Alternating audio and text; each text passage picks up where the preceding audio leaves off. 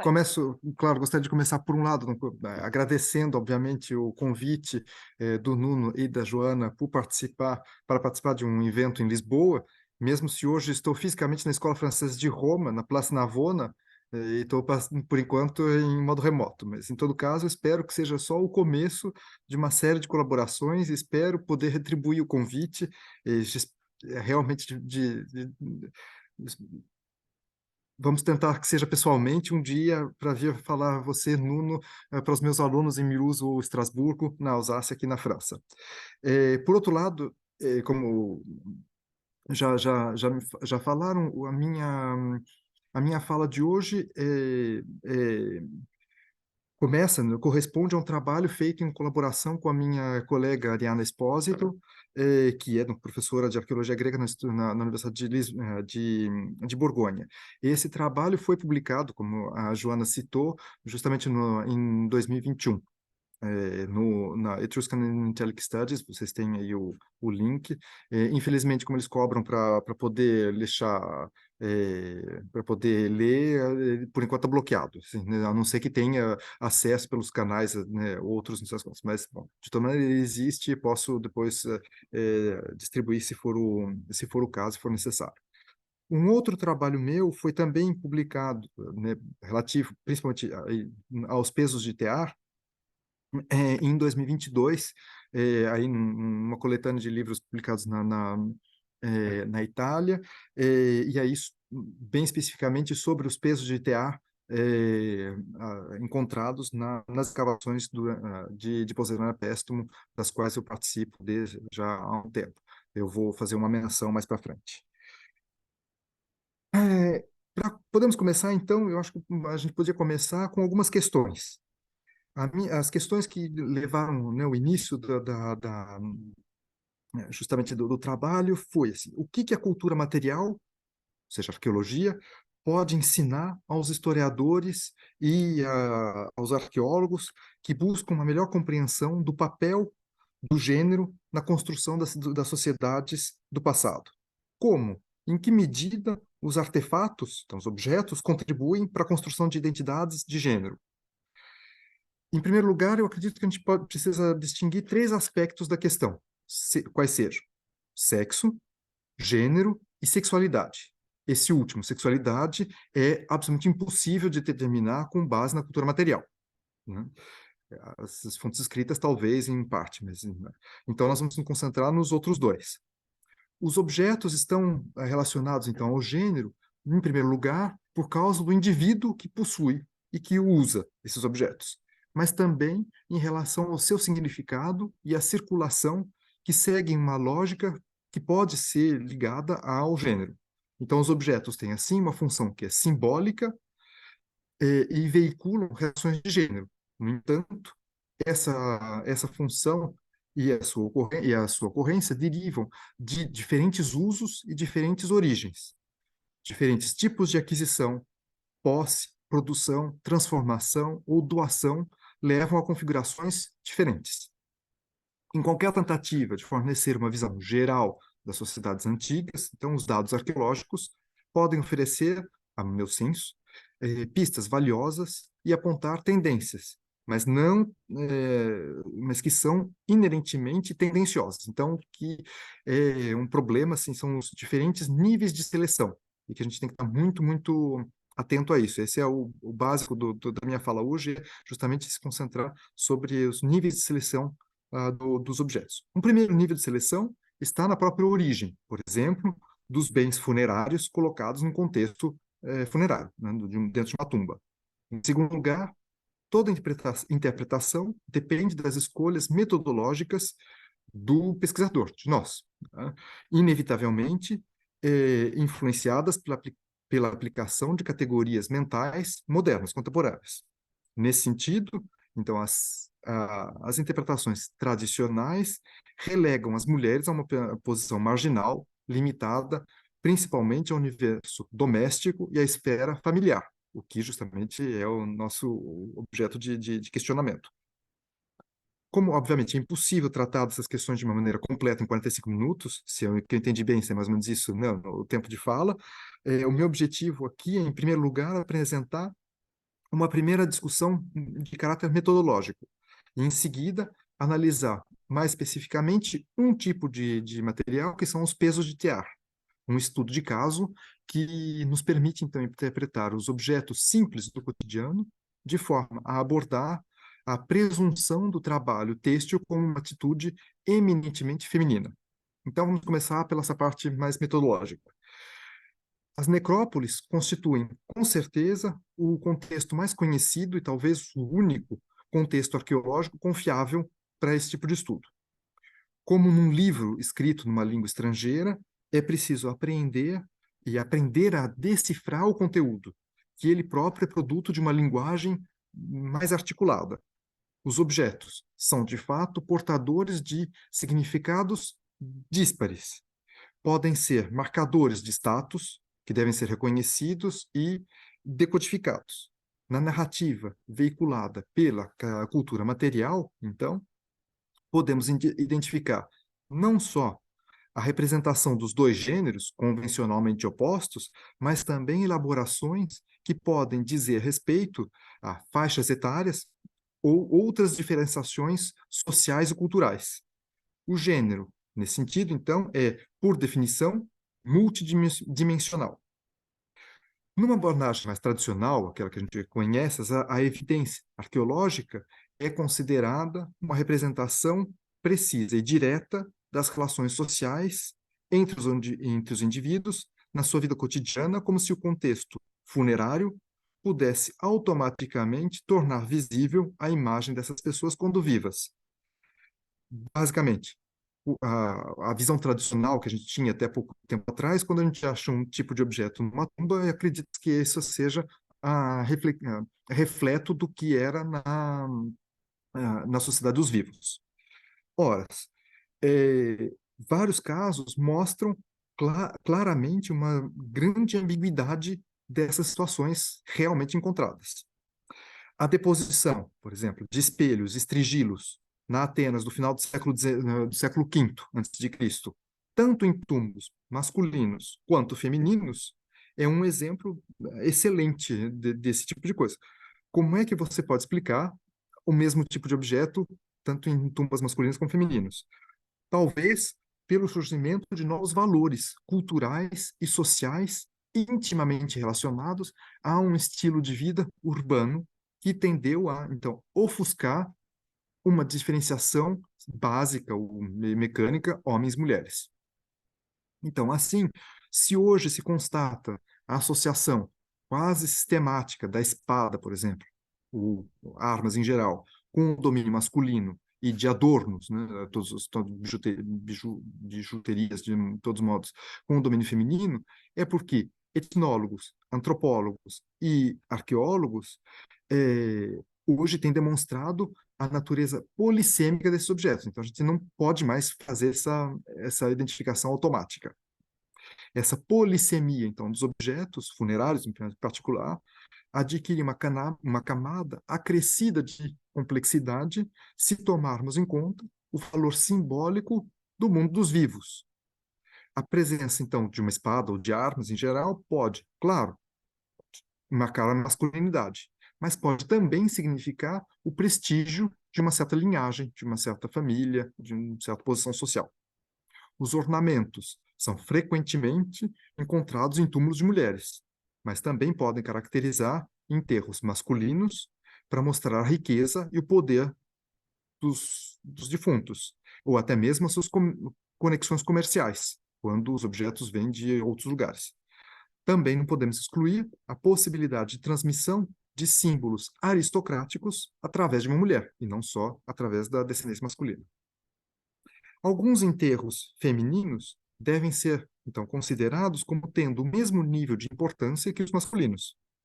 Mas, embora a relação entre riqueza e poder seja comumente aceita por um homem falecido, esse não é o caso das mulheres.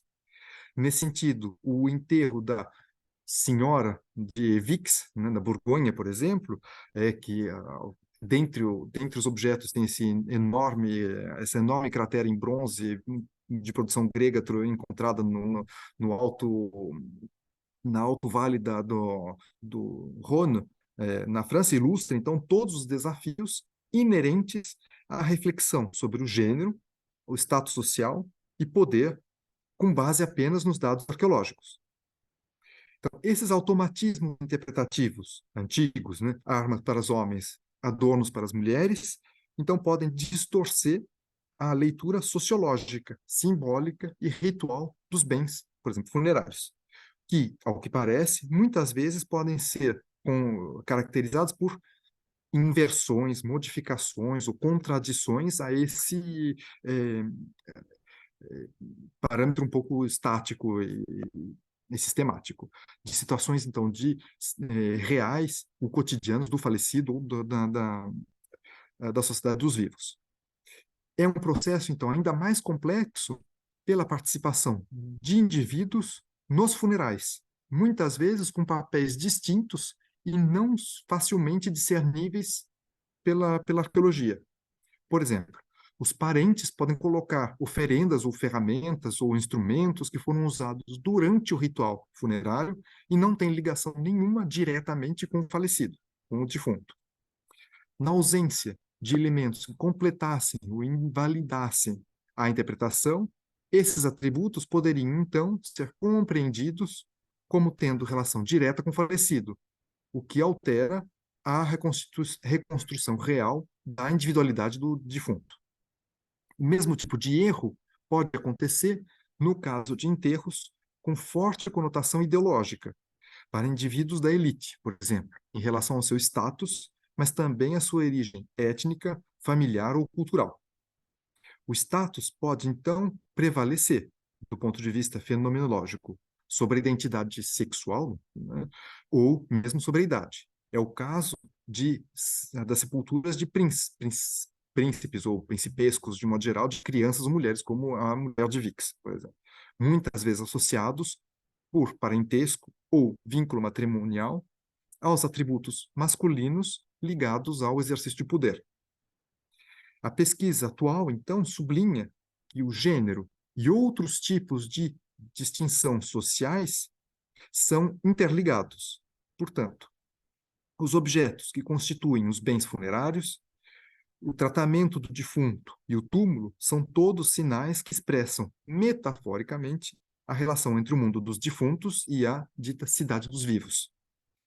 A morte foi justamente definida como um tipo de dupla performance: ritos, gestos, bens funerários, túmulo, tratamento do cadáver pela família, as escolhas individuais do falecido convergem para uma espécie de representação, se me permite o francês, uma mise en scène pública em relação.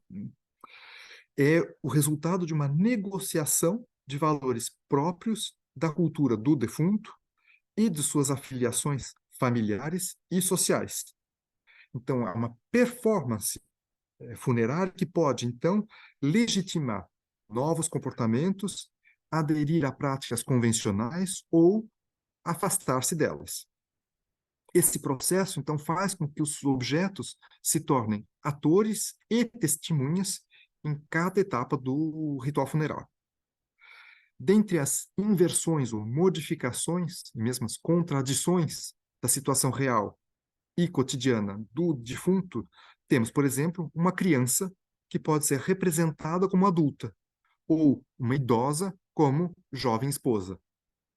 A morte, então, como um epílogo da existência de um indivíduo, pode resultar em superposições aparentemente incoerentes de diferentes atributos temporais. Estes, então, representam fontes desafiadoras para nós, obviamente, repletas de escolhas ideológicas, muito difíceis de analisar e que podem apontar para interpretações, em certo sentido, equivocadas. E essa é a nossa, é por isso de toda essa parte metodológica de atenção, né, a como identificar, como analisar todas essas dificuldades. Então, uma sociedade que procura enfatizar o papel do indivíduo como guerreiro na morte, na sua sepultura, pode optar por ocultar ou diminuir a idade real do falecido, do defunto. Os indivíduos masculinos da sociedade, da comunidade, podem ser apresentados como guerreiros, incluindo aqueles que nunca chegaram à idade adulta, que são as crianças, ou aqueles que, ao contrário, já eram velhos demais, ou seja, já os, né, defuntos de cadáveres idosos, mas que são representados como na força da idade. Assim, a associação entre objetos dentro da tumba, antropologia, ou seja, estudo dos ossos, né, e a tipologia dos depósitos funerários, tem permitido, hoje em dia, a determinar padrões mais claros, mais definidos de diferenciação social com base no sexo e na idade dos falecidos. Nessa perspectiva, então, como meu objeto de estudo são, no sul da Itália, um exemplo, né, um exemplo prático é, por exemplo, a publicação de 2003 de Maria Assunta Cozzo, que estudou a necrópole oriental de Potecagnano, na Campania, na Idade do Ferro, e que é, imagino, que melhor implementa essas abordagens de estudo de gênero, provindos, né, de uma metodologia anglo-americana, dentro da arqueologia do gênero na Itália, principalmente na Itália do Sul, no sul da Itália. A Maria Assunta Cozzo mostra, então, claramente como as relações entre os dados antropológicos, isto é, a análise dos restos humanos nas tumbas, e a cultura material, ou seja, a estrutura do túmulo, os bens funerários, as associações entre objetos, a organização geral da necrópole, etc., devem ser levados em consideração conjuntamente para apreender, então, todas essas estratégias de diferenciação dentro de um grupo social específico, por um determinado período de tempo. Então, para entrar um pouco nas conclusões, né, às quais chegam a Maria Assunta Cozzo, ela identificou, então, dois tipos de diferenciação. Um ligado ao gênero e outro ao status social. Então, a dialética feminino-masculino, então, parece bastante persistente, independentemente do status social do defunto. As armas aparecem exclusivamente em túmulos masculinos, enquanto os objetos relacionados com a esfera doméstica, por exemplo, fiar, tear, teceira, né, estão presentes em túmulos femininos. Até aí nós estamos na visão tradicional, vocês vão dizer. Mas, em alguns túmulos, principalmente de nível bem elevado, ditos principescos, né, apresentam marcadores de status social que se relacionam principalmente com crenças ligadas ao sagrado e à religião em geral. Por exemplo, a figura feminina principesca do túmulo, de um dos túmulos, 2465, por exemplo, onde se identificam perfeitamente os marcadores de gênero e estatutos social, essa figura funciona como garante, né, da continuidade da família, do grupo, da casa. A mulher falecida era, então, investida de um certo poder, talvez até mesmo político, mesmo que a gente não consiga apreendê-lo, e das prerrogativas religiosas que são aprendidas a partir do uso de símbolos masculinos e códigos iconográficos retirados do contexto sagrado na tumba feminina. Espero que tenha sido mais ou menos claro se eu tentei, né, fazer um condensado assim, das conclusões. Esses processos, então, complexos de apropriação podem ser explicados, segundo a interpretação da Maria Assunta Cozzo, podem ser explicados, em particular, pela existência de um sistema de descendência bilinear, de um lado masculino e de um outro lado feminino. Em comparação com a primeira Idade do Ferro, a época mais antiga, a análise geral da necrópole oriental de Potecagnano, então, mostra uma modificação enorme. A nova fase, uma certa segunda fase da Idade do Ferro, favorece a emergência de novos símbolos e novos comportamentos no seio mesmo da elite da comunidade. O lugar atribuído aos descendentes, incluindo aí as mulheres, a introdução de soluções destinadas a remediar uma muito elevada mortalidade infantil e o reforço dos cultos, em particular quitônios, na necrópole, são sinais mais perceptíveis. Sobretudo, na arqueologia funerária, uma análise baseada na oposição dicotômica entre homens e mulheres nem sempre permite dar conta da realidade de todos os restos funerários. Outras variáveis devem ser consideradas, como a idade do falecido, a forma como a necrópole foi construída e desenvolvida, a presença ou ausência de alguns objetos, principalmente com alto valor simbólico, e etc. Essa abordagem, no meu sentido, é essencial para estudar a variabilidade da representação material das identidades sociais dentro de uma necrópole. Por exemplo, nas comunidades itálicas, a prática de convívio, né, aparece nos rituais, no contexto de rituais funerários realizados por uma mulher de alto escalão, da elite. Nesse caso, inicialmente, o fenômeno tinha sido interpretado simplesmente como uma expressão do status social da elite em geral, não daquela mulher em particular. Hoje em dia, porém, os estudiosos já não hesitam mais em reconhecer o papel ativo de algumas mulheres individuais na realização dessas práticas e em associar uma figura feminina ao simpósio, considerando como uma atividade de promoção do seu próprio papel social. Né? Estamos mais ou menos nessa parte, então, essa parte mais mitológica, principalmente a partir dos objetos das necrópolis, que é o que nos dá o maior número, né, qualidade, em certo sentido, de interpretação. Então, se agora, né, na segunda parte da minha fala, eu vou entrar mais um pouco no detalhe de um tipo específico de objeto e não somente no contexto funerário, mas agora mais ligado a um tipo de objeto que são os pesos de tear. Paralelamente ao surgimento dos estudos de gênero, o tema da vida cotidiana também tem recebido uma atenção especial, principalmente dos arqueólogos, inclusive na Itália, hoje em dia.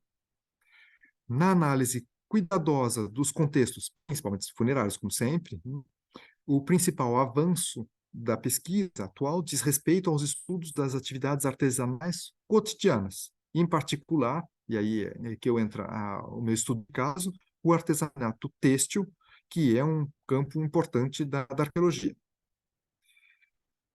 Embora as fontes escritas nos digam relativamente pouco, a cultura material, com os objetos do cotidiano, pode então lançar uma nova luz para a gente tentar aprender um pouco essas relações do cotidiano, né? Da vida cotidiana. As evidências arqueológicas, então, iconográficas, mas também escritas, indicam que, na maioria das sociedades antigas, no que diz respeito, desculpa, no que diz respeito à fiação e à tecelagem, artesanato têxtil em geral, eram praticadas principalmente por mulheres. A análise de pesos dos teares é, portanto, um caso particularmente interessante dessa interação entre estudos de gênero e vida cotidiana. Então, vamos começar, e como eu acabei de descobrir que a Joana se interessa principalmente pela mitologia antiga, então vamos começar desde os poemas, né, homéricos. O trabalho têxtil era considerado uma atividade tipicamente feminina, nos quais a Penélope é descrita tecendo enquanto espera o retorno de Ulisses. De onde vem justamente o meu título um pouco provocador, né, de destecer, né, de desfazer o tecido da Penélope. Essa imagem estereotipada, transmitida desde Homero, mas no registro escrito em geral, é reproduzida e com muito mais detalhes ainda no econômico do Xenofonte, onde as atividades da esposa são meticulosamente descritas. Com base nessas fontes escritas, não, a historiografia tradicional sempre considerou esse retrato da mulher como sendo uma representação precisa da realidade antiga. Porém, mais recentemente, umas reavaliações dos papéis econômicos das mulheres na antiguidade grega, no entanto, fornecem, a meu ver, uma imagem muito mais matizada, mais nuançada, prestando muito mais atenção aos diferentes papéis femininos que não necessariamente se encaixam numa representação estereotipada como essa né, veiculada pelas fontes escritas. As mulheres, então, podiam, de fato, serem ativas fora de casa, com atividades que iam até a produção da produção para o lar e autoconsumo, mas também para fora. O trabalho têxtil era considerado, então, como uma atividade econômica tipicamente feminina.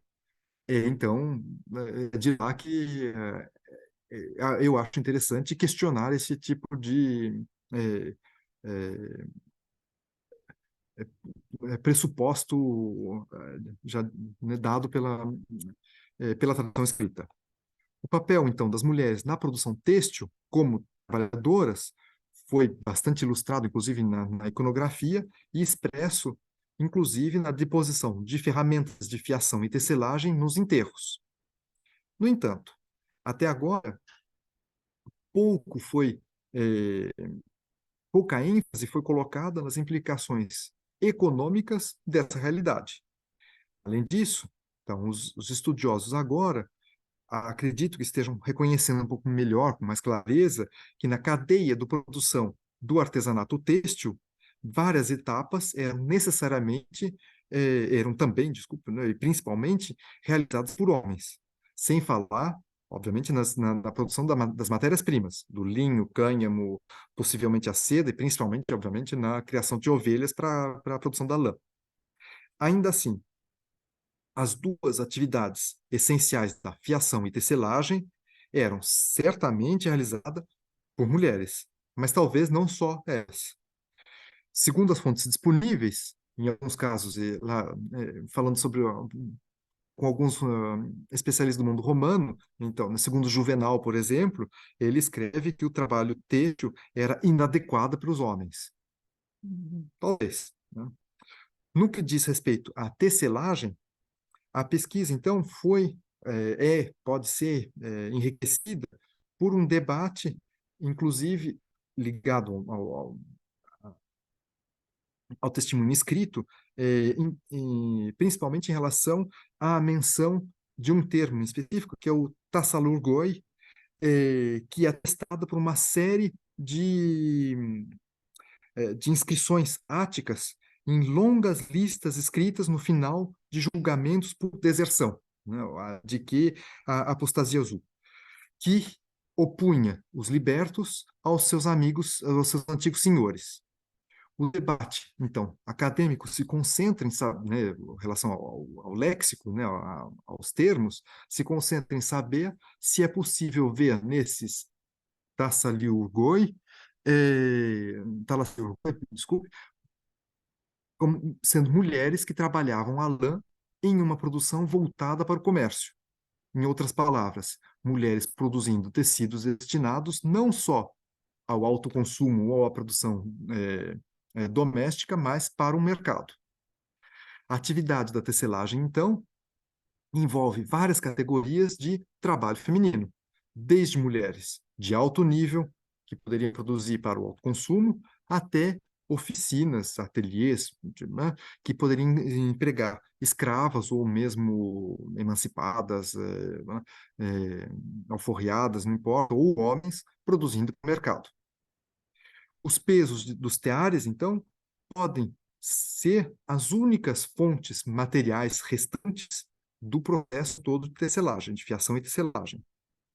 Os pesos são geralmente os únicos restos preservados de ferramentas que eram necessárias para o trabalho têxtil, que eram, em geral, feitas provavelmente de madeira, que não foram preservadas. Ora, o problema, outro dos problemas, é que esses objetos, os pesos de tear, foram encontrados em vários contextos. Em contextos residenciais, em santuários, em contextos sacros, sagrados e nas tumbas, em contexto funerário. O que também levanta uma série de questões sobre os papéis e os significados desses objetos nesses contextos secundários, não só para a confecção dos tecidos, mas quando eles são depostos em algum outro lugar. Várias cópias desses pesos, inclusive, têm até decorações ou marcas incisas, estampadas, ou mesmo grafite. Na maioria dos casos, essas marcas foram feitas mesmo antes do objeto ir ao forno, antes de virar, de fato, o peso, como a gente consegue encontrar nas escavações.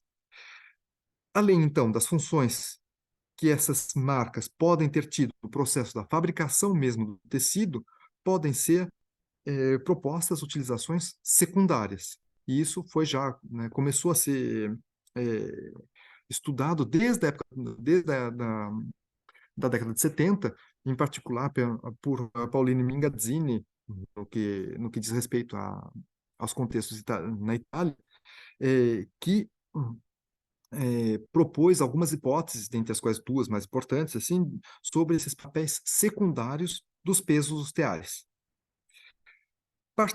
Ele parte de um princípio que esses objetos eram de um valor muito baixo. Então, ele descartou de antemão a possibilidade desses objetos serem oferendas e procurou, então, identificar outras funções adicionais que explicassem por que a gente encontra esses objetos em santuários e em tumbas. Primeiro, como eu marquei no diapositiva, no PowerPoint, um peso pode marcar, poderia estar, identificar o produtor porque ficou preso junto, né, do tecido, que era o tecido que era importante, né? Um peso de tiar poderia, então, estar lá para marcar o produtor do tecido, do tecido precioso. Um peso de tiar encontrado num santuário, então, podia constituir o único vestígio preservado da oferenda, que na verdade não é o peso, mas é o tecido, e que importava, então, como oferenda, o tecido, a gente conservou o peso. Aí fica a dificuldade de saber. As fontes escritas, com isso, nos dão várias listas de oferendas em alguns santuários gregos que incluem tecidos preciosos, justamente, importantes, né? O que dá um certo valor a esse tipo de hipótese. No caso das tumbas, além do tecido em si a ser oferenda, eles também poderiam estar pendurados nas pontas da mortalha, do tecido que cobria o corpo dos defuntos, e que poderiam, então, explicar a presença em várias tumbas. Essas hipóteses ilustram não só os desafios da interpretação, mas também vários pressupostos inerentes à análise dos pesos de teares. São objetos de menor valor, associados à esfera feminina. Então, as possibilidades do tear ele mesmo ter sido oferecido e poder transmitir um valor simbólico naquela época, em todo caso, nos anos 70, era dificilmente considerado. Em contraste, a pesquisa contemporânea enfatiza hoje a possibilidade de interpretar esses objetos em contextos sagrados como oferendas, como, por exemplo, mesmo a análise da iconografia representada em vários vasos figurados sugere que membros, inclusive da elite, podiam ter participado da produção têxtil. Então, faz uma certa reavaliação da atividade da tecelagem e que reforça um argumento de que os pesos de tear poderiam ter sido a oferta em relação à esfera feminina, apesar do valor intrínseco do peso de tear ser muito limitado, muito pequeno. Portanto, uma abordagem que considere os valores simbólicos do objeto, inclusive os da vida cotidiana, convida os estudiosos, nós hoje, a dar conta de várias interpretações possíveis. É preciso, então, o apelo que eu faço, em todo caso, estar, de fato, muito atento a todos os possíveis significados e símbolos veiculados pela presença desses objetos corriqueiros em contextos sagrados. Aqui, então, eu faço um breve aceno ao meu próprio estudo de campo, de terreno, em Poseidonia Pestum, em particular nas escavações da equipe franco-italiana de Poseidonia, com a qual eu trabalho, no contexto do santuário meridional, santuário sul da cidade, entre a época lucana e do século IV antes de Cristo e a época romana. Então aqui, né, vocês coloquei rapidinho onde se encontram, né, as escavações, esse pequeno edifício sagrado onde qual a gente escavou, aqui a sondagem, né, a sondagem estratigráfica que foi escavado, na qual, nessa, é, numa, um tipo de uma fossa votiva na entrada do edifício, encontramos mais de 20 pesos de tear de básica muito similares, basicamente o mesmo peso, né, mas da mesma maneira, vocês estão vendo, né, tudo muito parecido, como são pesos de tear, de coisa assim, não é absolutamente idêntico, mas é muito, muito similar, o que leva a imaginar, em todo caso, que eles estavam juntos como num tear, né, inteiro. Tá? Bom, isso é o que dá para a gente falar assim, né, de um pequeno contexto encontrado assim, né, na escavação. Essa daí foi de 2001, por exemplo. Agora, então, de fato, né, para voltar a um discurso mais genérico, é mais aceito o argumento de que provavelmente uma atividade têxtil se desenvolvia, inclusive, no interior de determinados santuários em edifícios específicos, uma produção ritual, talvez, relacionado aos cultos de divindades femininas. Talvez Hera ou Atena. No nosso caso, por exemplo, é complicado porque esse edifício é dedicado a Demetra e a sua filha Core e Perséfone. Então, né, funciona mais ou menos em relação aos textos escritos que ligam a atividade têxtil, principalmente a Atena, mas, bom, não importa. Na Manhã Grécia, os dois contextos mais conhecidos de grandes pesos de tear são os de Franca Vila Marítima, no interior de, da, da, da cidade grega de Síbaris, né, que você vê lá, e um edifício no Santuário de Cadoaera, na fronteira norte de Poseidônia. Eu vou voltar a ele depois. No entanto, é importante termos assim, uma grande cautela, porque esses dois contextos, Síbaris e Poseidônia, no caso, são contextos onde essas comunidades estavam, obviamente, em contato com colonos gregos, mas não são gregas. Francavila Marítima, então, né, no interior das terras de Síbaris, no século VIII, o assentamento era nativo, autóctone, antes que os gregos assumissem o controle do interior das terras. No caso do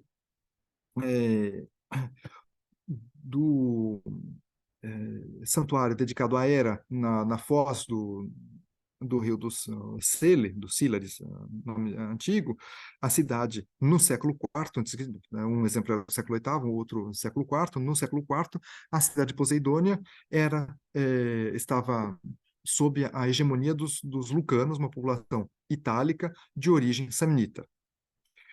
Da mesma forma, então, que a análise dos contextos funerários, também nesses contextos sagrados, de santuários, é relevante a interação entre os papéis das mulheres e as identificações étnicas, origem étnica principalmente nesse caso do contexto colonial.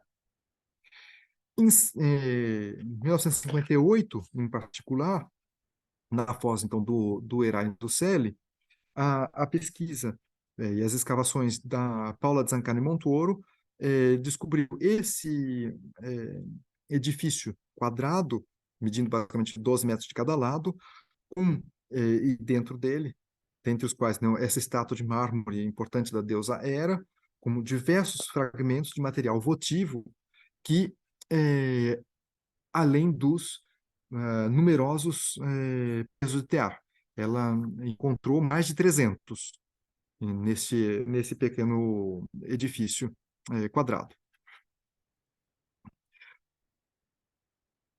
A questão é, esses pesos estão ligados, então, à esfera sagrada ou não?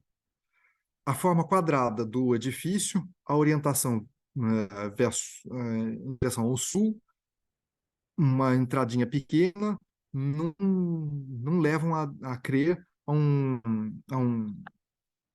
uma utilização ritual, mas a atividades secundárias. E aí eu começo a entrar um pouco mais rápido. A dificuldade é de saber o que fazer desses pesos de TA quando eles não são necessariamente ligados a uma atividade, ao ritual mesmo é, sagrado. Tá? Transferir o que se sabe das fontes escritas gregas para esses contextos é muito complicado. Um outro contexto, esse será o último que eu vou tratar agora, é esse da cidade de Heracleia, da Lucânia, do século IV e III a.C., foram encontrados 3.300 pesos, dentre os quais alguns deles com nomes próprios escritos, como vocês veem ali, Aristós, né, escrito ou no nominativo ou no genitivo. O que é interessante, justamente porque em alguns desses nomes, os nomes próprios são masculinos. E aí, então, duas hipóteses existem, né? Ou é a presença de mão de obra masculina no artesanato têxtil, ou poderiam ser o nome dos proprietários das oficinas onde talvez mulheres trabalhassem, né? A análise foi feita, né, com mais detalhes pelo Francesco Meo, publicado há alguns anos atrás, né?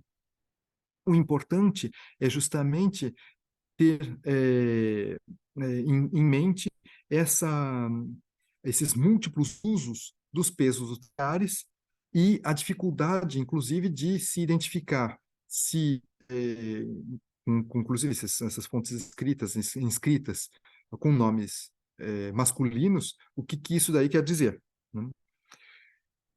Em suma, e entrando então, né, direto na minha conclusão para poder terminar no tempo, com base a todas essas abordagens e fontes, a discussão dos estudos de caso que eu apresentei, principalmente no final meio cortado, meio breve, como os artefatos podem contribuir para a construção do gênero. Como podemos, então, nos aproximar, tanto quanto seja possível, de situações históricas que podem se desviar daquela narrada pelo registro escrito, ou, pelo menos, sugerir interpretações que sejam mais nuançadas, mais matizadas. A cultura material, então, pode fornecer acesso a uma linguagem, a uma imagem mais equilibrada, no meu sentido, do que, no entanto, essas visões estereotipadas que não devem ser impostas de maneira sistemática e mecânica aos objetos. A identidade de gênero não é um fator biológico de sexo, mas uma construção social e cultural, que alguns objetos podem revelar. Nessa perspectiva, então, a análise de gênero resulta em uma imagem muito mais dinâmica nas relações interculturais, em um ambiente, principalmente no meu caso, em ambientes coloniais. Em contextos funerários, mas também sagrados ou residenciais, a semântica dos objetos pode ser variável, questionar o significado de um objeto em relação ao gênero lança uma nova luz sobre as antigas comunidades da Península Itálica, que é no meu contexto de estudo. Essas reavaliações, então, induzidas graças à abordagem do gênero, podem oferecer aos estudiosos a oportunidade, então, de refletir não apenas sobre os vínculos entre objetos, símbolos e valores, mas também sobre as representações de identidades e práticas. Devemos, assim, então, questionar a tendência geralmente implícita de relacionar certos objetos, aqui os pesos de tear, por exemplo, à esfera feminina, e vê-los como exclusivamente femininos ou desprovido de importância ou de valor, inclusive simbólico. E eu agradeço